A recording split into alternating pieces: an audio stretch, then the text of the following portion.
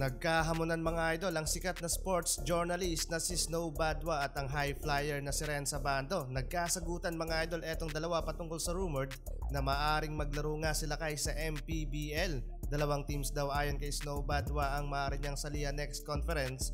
Yan nga ang Abra Weavers at Cebu Classic.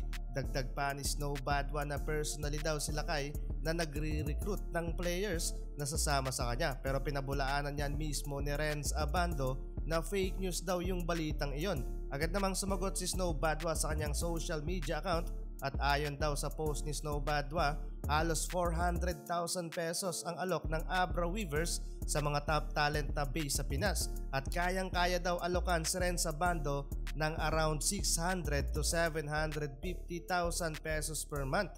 Hindi lang yon mga idol, may kasama pang pang-aasar si Snow Badwa kay Renz Abando. Kasama ang edited picture ni Diwata yata ito in uniform na Dallas Mavericks. Pero patuloy na dinideny ni Renz Abando ang aligasyon sa kanya ni Snow Badwa hanggang sa umabot na nga mga idol sa hamunan ng boxing ang dalawang ito. Hinamon daw ni Renz Abando ng boxing si Snow Badwa at sa Sabado, February 15, magkikita daw ang dalawa. Walang video or live stream na magaganap sa kanilang pagharap dahil ako sa daw ni Abando kay Snow baka pagkakakitaan pa daw yung magiging laban. Pero wag naman sanang umabot pa sa ganung bagay ang dalawa at magkaayos na lamang.